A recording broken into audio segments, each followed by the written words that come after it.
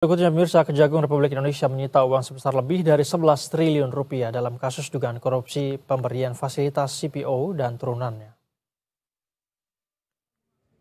Direktur Penuntut Jaksa Agung Muda Bidang Tindak Pidana Khusus Sutikno menyebut penyitaan itu dilakukan usai menerima pengembalian kerugian keuangan negara dari tersangka korporasi.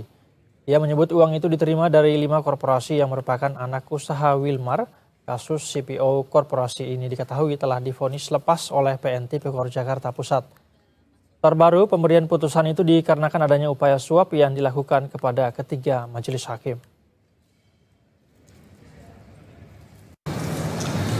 Bahwa berdasarkan penghitungan hasil audit oleh Badan Pengawasan Keuangan dan Pembangunan dan laporan kajian analisis keuntungan ilegal dan kerugian perekonomian negara dari Fakultas Ekonomi dan Bisnis UGM, terdapat kerugian negara dalam 3 bentuk: kerugian keuangan negara, illegal gain, dan kerugian perekonomian negara, seluruhnya sebesar 11 triliun 880 miliar 351 juta 802.619 rupiah.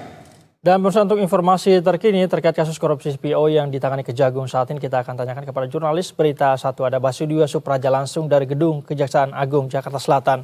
Diwa, seperti apa perkembangan kasus ini sejauh ini dari informasi yang Anda dapatkan di sana?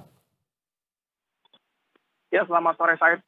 Saat ini Kejagung telah menyita sebanyak 11,8 triliun rupiah terkait kasus korupsi dari crude palm oil atau ekspor minyak kelapa sawit yang mana tadi sudah dilakukan jumpa pers pada siang hari tadi, dan jumlah 11,8 triliun ini juga dikatakan merupakan penyitaan besar yang pernah dilakukan Kejagung dalam sejarahnya.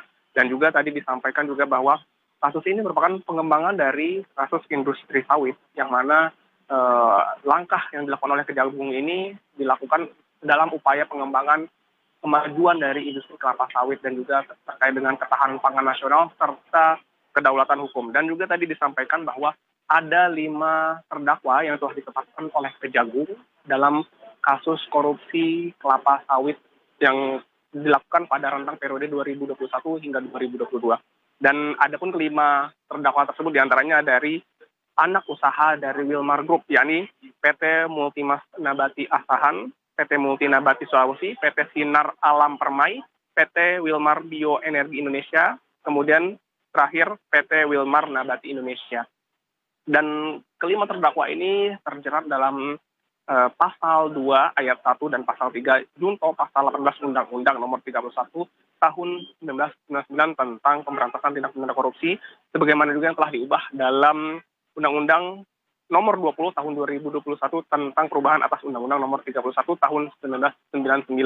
Dan pengembangan kasus ini 11,8 triliun tersebut juga saat ini disimpan dalam rekening khusus yang telah disediakan oleh Kejagung, yang yakni juga nanti akan menjadi salah satu alat gitu ya untuk menjadi langkah Kejagung untuk kepentingan pemeriksaan di pengadilan nanti. Dan juga ini juga diharapkan menjadi dikompensasikan menjadi penutup kerugian negara yang telah dilakukan oleh korporasi tersebut.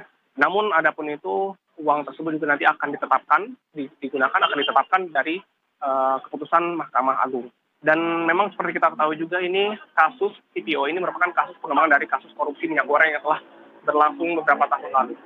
Dan pada hal ini juga Kejagung terus menggali informasi terkait adanya persoalan-persoalan dari kasus korupsi minyak kelapa sawit ini. Kembali ke Anda, Said. Baik, Basio Diwa, kita akan nantikan seperti apa perkembangan kasus ini. Terima kasih atas informasi yang Anda sampaikan. Basio Diwa Supraja melaporkan langsung dari Kejagung, Jakarta. Selamat kembali bertugas.